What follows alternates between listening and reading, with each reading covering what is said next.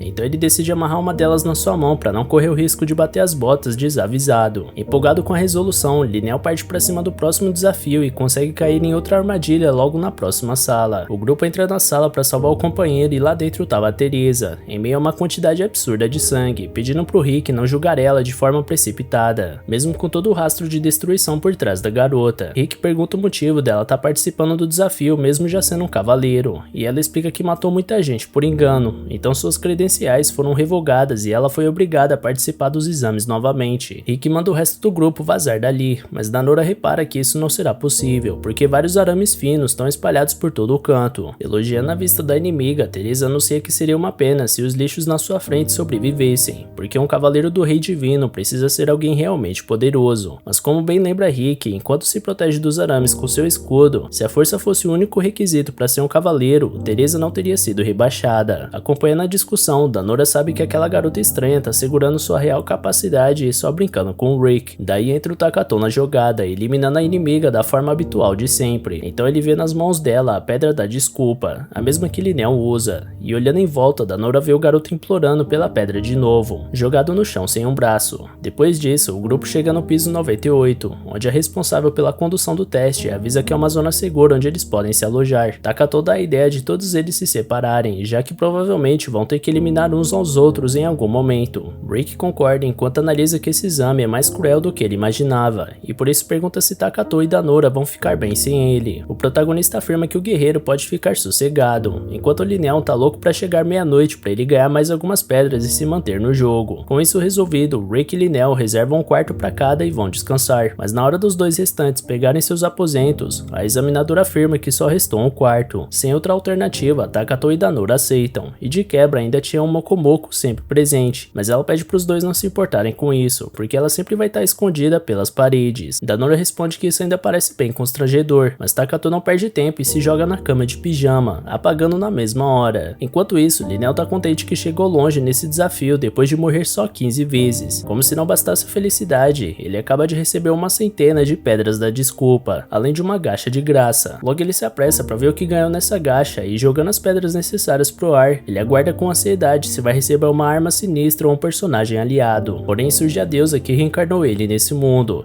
Ela conta que tá chegando pra dar uma olhada nas coisas e que atualizou o ponto de ressurgimento do rapaz precipiso. Então todas as vezes que ele morrer, ele vai ressuscitar ali pra garantir a soneca. Apesar disso, Linel acha que esse lugar é muito perigoso, mas a deusa desaparece sem responder. Nesse meio tempo, a examinadora mostra preocupação porque o número de mortes não tá batendo com a quantidade de almas, mas Urabi diz que ela não precisa se preocupar com isso, já que provavelmente eles têm o necessário pra manter a segunda barreira. A garota concorda e completa que eles precisam reabastecer os meios meio os demônios para a primeira barreira. Longe dali, uma garota persegue um candidato a sábio, dizendo que se o garoto recusar a proposta dessa vez, ela vai ter que matar ele. Então ela usa uma habilidade para identificar que está enfrentando Hikoto Saito, um transmigrante que foi abençoado por Deus com seu poder. Saito acha entediante ser revelado por olhos mágicos e afirma que também consegue saber o nome da garota, se for só isso. Então ele chama pelo nome da Aoi Hayanose e ataca ela com tentáculos mágicos. Como resposta, ela usa uma habilidade chamada Apenas Mundo, que em outras palavras poderia ser definido como um mundo que só recompensa o esforço. Os tentáculos são eliminados e em seguida Hikoto lança outra magia na garota, que revida com o exato mesmo feitiço, como sempre foi capaz de fazer. Porém, o rapaz não está convencido da derrota e tenta usar a pira funerária para tentar acabar com a batalha, mas nada acontece. Hayanose explica que Deus concedeu poder a ele sem nenhum esforço, e provavelmente pegou de volta sem nenhum esforço também, mas o garoto diz que não recebeu esse poder de Deus, enquanto saca sua espada. Hayanose avalia que essa arma possui um alto valor de fé, portanto não vai conseguir destruir a espada, então ela elimina o garoto na mesma hora. Depois disso, a garota recebe uma mensagem da sua adaga, dizendo que seu próximo trabalho é eliminar seus próximos alvos, Yugiri Takatou e Tomoshika Danura. Nesse instante, o healer Hanakawa chega às pressas e se ajoelha perante a garota, contando que sobreviveu a uma floresta repleta de monstros perigosos porque foi resgatado pelo Hikoto. Mas agora que a garota eliminou ele, Hanakawa afirma que não tem mais nenhuma esperança restante, por isso implora para ser o servo da Aoi. Nessa mesma manhã, Mokomoka acorda Danura porque precisa de ajuda para sair da parede, já que não consegue sair sozinha dali. Quando ela viu Takatou usando a garota de travesseiro, tentou sumir dali porque achava que estava atrapalhando alguma coisa, mas logo ficou curiosa e tentou acompanhar a cena. Isso deixou ela presa na parede. Ainda por cima, ela descobriu que essa torre tem o poder de absorver a alma dos mortos para um lugar em específico, e essa energia que as paredes possuem impediu ela de se mover. Nesse momento, Takatou acorda e, com o pedido de ajuda da Mokomoko, ele tenta matar a função de absorção da parede, enquanto o fantasma era sugado para dentro. Então Takatou consegue localizar o ponto do alvo e desgruda Mokomoko da parede. O fantasma chora de desespero por quase ter morrido, mas Danura lembra que ele já morreu há bastante tempo atrás. Feito isso, Takatou acredita que essa torre tenha o poder de absorver almas por algum motivo, muito além de um mero teste. Por isso, ele manda sua parceira se preparar para o restante da missão e avisa que vai destruir qualquer inimigo que apareça no caminho, sem discussão. Com isso, Danura diz que já conhece a forma como o garoto usa seu poder desde o início, e por mais que nem sempre ele seja razoável a escolher usar isso, ela recomenda que ele seja o mais criterioso possível, além de dizer que a forma como ele resolve os problemas seria exatamente a mesma que ela usaria caso tivesse essa capacidade. Essa percepção faz Takatou ficar envergonhado, então ele se vira e diz que tá com fome para fugir do assunto. Já de volta para Aoi Hayanose, seu seguidor diz que eles deveriam correr dali o quanto antes, porque o poder dela é negar habilidades apelonas, então não seria o caso contra um dragão desses. Apesar disso, a garota afirma que é bem mais fácil que parece, porque com sua habilidade Apenas Mundo, ela consegue alterar os eventos que aparecem de forma com que eles sejam exatamente como ela pensa ser. Nesse caso do dragão, ela pensa que uma criatura desse tamanho não consegue voar, e à medida que ela conclui isso, a criatura cai. Hanakawa acha isso tão apelão quanto o que ela diz combater, mas Aoi argumenta que seria apenas se ela também pudesse enfrentar objetos com alto valor de fé, o que não é o caso. Porém, o dragão volta e come o braço do healer, que se cura e pergunta se a garota só tirou a habilidade de voar dele. Aoi responde que sim, portanto vai rolar uma luta franca dali pra frente. Então ela corta a cabeça do monstro alado, que revela dentro dele um agressor chamado Ouriço, que foge pelos céus no mesmo momento depois de ter absorvido todas as informações que precisava. Durante a fuga, Aoi observa uma torre no caminho para onde o agressor estava fugindo, então carrega o curandeiro junto com ela até lá,